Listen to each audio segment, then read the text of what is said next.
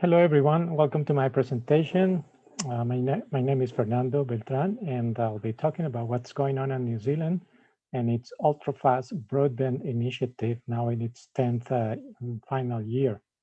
So this talk will present the state of the market as of 2020 and the building blocks model, which is the regulatory framework adopted by the New Zealand government, which will be in place from next year on, and then the main components of the amendments to the Telecommunications Act regarding, first of all, the definition of the services to be regulated, fiber fixed line access services. Two elements important to the regulatory framework, PQ paths and ID determinations, the input methodologies, and of course, who's to be regulated. I will expand on the proposed PQ path, that means price quality path for the services, and a most important part of the presentation, the incentives in the BBM model, building up on an author from wrote a paper some years ago. And a final word on another part of the work I did in the paper not presented today. So over the last 10 years, we've seen that the number of fixed lines remain more or less stable, but that's on aggregate. In fact, total fixed broadband connections have been increasing the last 10 years, mainly because of fiber. In terms of usage, more and more people consuming more and more gigabytes per month, but also the number of people reached by fixed broadband also increased, as you can see, getting into the 35% around, and the copper decreasing, as you can see on the bottom of the table.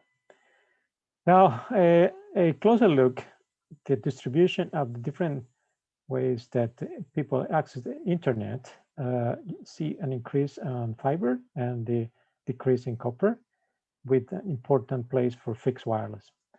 The last 5 years, you can see the two main curves that increase in number of fiber connections and how the copper is being slowly withdrawn.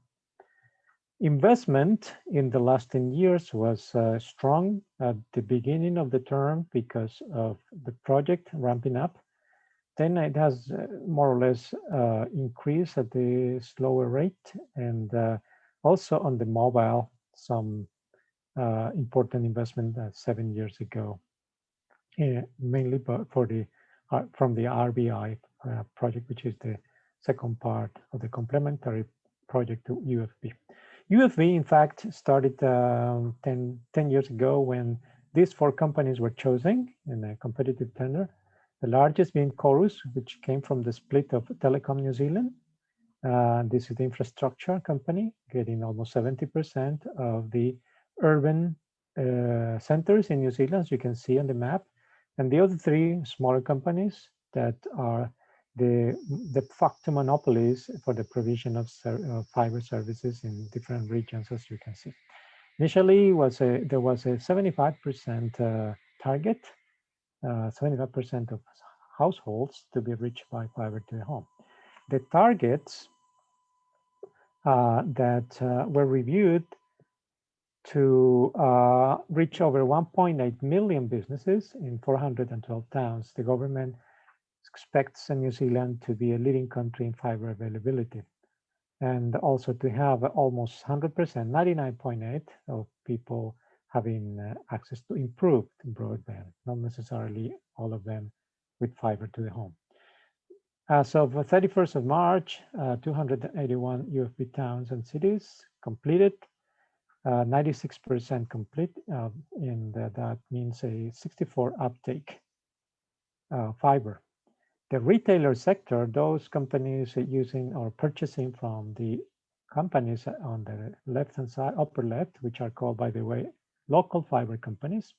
Those retailers purchase wholesale services, fiber services. You can see the distribution. Spark is the other member of the split from Telecom New Zealand, and a 13% that sort of congregates all of the remaining smaller ISPs, which in total are more than 100 all over the country.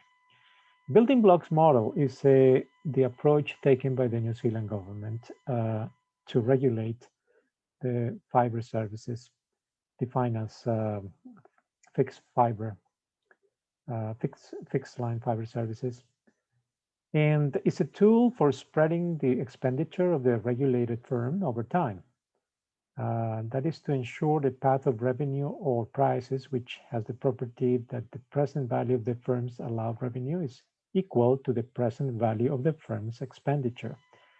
It comes in two equations: the revenue equation that relates the maximum allowed revenue to the rate of return on capital times the regulatory asset base, plus operating expenditures, plus depreciation. And the second equation that talks about the investment. So it's the asset-based roll-forward equation. Relates the rate of return on capital at the end of period T with the one from previous period plus the capital expenditure less depreciation. These are the two equations that constrain the regulated firm, and they make up what is called the price quantity path, PQ path.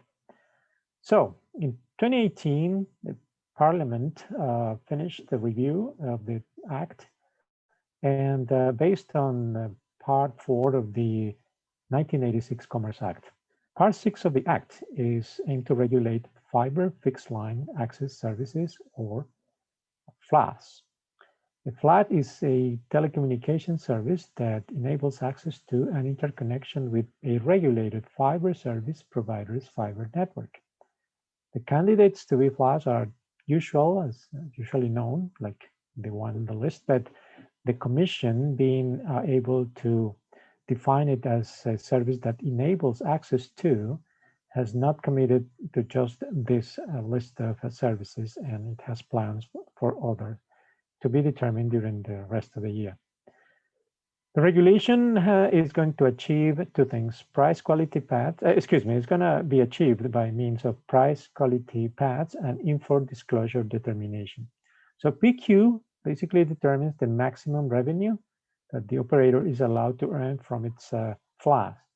And under ID, information disclosure, the providers must disclose information about their services. Who will be regulated? Well, both methods will be used to regulate Chorus, which is the largest provider of network infrastructure. And the other three companies, the local fiber companies, will only see information disclosure regulation. The way BBM is specified by means of so-called input methodologies, it's a way for the Commission to determine the PQ path, and it makes the Commission calculate things like the cost of capital, the value of assets that are used to provide the services, cost allocation is a never-ending story, tax, the CapEx, but this is the Chorus CapEx, defines the requirements supporting the evaluation of Chorus capital expenditure projects, and procedures not mentioned above, and the others, regulatory processes and rules. In the end, the Commission has determined that this is what the PQ path looks like. So two equations: the regulated asset-based roll-forward equation and the building blocks revenue, one on the left-hand side, the other one on the right-hand side. The blue boxes are determined by the input methodologies, and they correspond to the list we saw in the previous slide. The red boxes are determined in the PQ process, and you can see those in the equations that I presented before. So the challenge is to determine each of these by the Commission and to put it in place period by period. All right, so in terms of incentives, let's start with the sort of baseline here, which is the financial capital maintenance scenario, in which incentives are absent. And they are absent because basically what this scenario prescribes is that the net present value of the profit stream is zero. So we start from there. And if incentives are going to be provided, where are those going to be defined? So first, let's think of a regulator just deviating from FCM in the form of higher revenues, basically affecting equation 1, or deviating from FCM by intervening the difference between actual capex and forecast capex in equation 2. So now you have two instruments that the regulator may have to introduce deviations, which will be sort of equated to the way to introduce incentives. So redefining the regulated asset base as being affected by that deviation, then the equations 1 and 2 become, as you can see here, it's not necessary to go into the details, but that change brings us the following. If we assume that the firm ceases to exist at a future time, capital T, as you can see, where the regulated asset base is KT prime, then the profit stream is the sum of a term that has to do with the regulated asset base in the T minus 1 period plus the stream of deviations period to period from T to T, capital T, affected obviously by the rates, the interest rates, as you can see there. So that means basically that the profit stream only depends on the sum of XT and YT. Depends only on the deviations, the sum of those deviations. And they could be applied on any. So the question of where to do it is answered here. Could be done anywhere because basically there are terms, linear terms that you can see affect the profit stream. Now, the commission decision on PQ-PAT components have been made. Some of them have been made. I would not go into the detail. I'm just saying here that some of those have been determined, or some of them it has been determined they are not going to be used in the first regulatory period. So basically, what we see is that the profit stream in a year T of the first regulatory period for Chorus is going to look like this. It basically saying, well, the XT and YT take proper names as allowances and asset adjustments. That they are coming from the equations 1 and 2, the BBM, as the commission has already explained in a document. And the question, the most important question here is what is the power of an incentive under BBM? Well, the way that we're doing it, before getting there, let me just tell you what the power of incentive is. Basically saying that it's the sensitivity of the present value of the operator's profit stream to the change in effort exerted through CapEx or OpEx expenditures or savings. So in our case, it can be calculated as this, and this is done by bigger. I'm just adapting as a result, just to show that sensitivity or derivative of the profit stream on the either CapEx or OpEx, it has a direct component, right? That is how that CapEx or OpEx is affecting the deviation, the first component here, and the second is an indirect component. And this is through the forecast respective CapEx or OpEx that we are considering in this equation. So the capital E is the one that is being looked at as affecting the profit, and but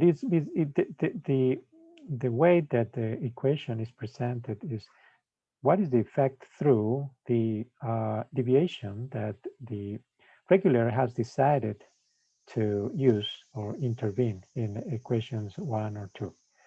So bottom line, the message is, yep, there's a double effect, additive effect of the two, and it's not only the direct way as we might have suspected at the beginning.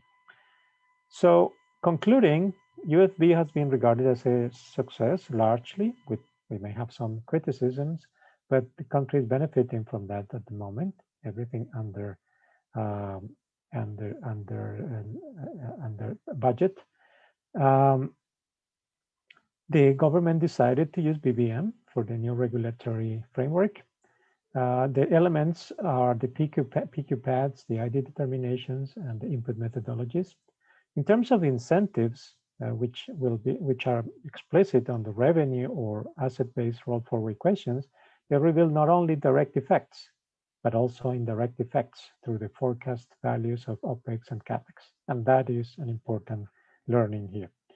Not in this presentation, a final conclusion, you can read it in the paper, is that the change to BBM regulation may potentially reduce the incentive for the regulated firm to delay investment compared to the case of the TSL lyric, as has been applied before. Okay, that's it for now, and thank you very much. Ready for your questions.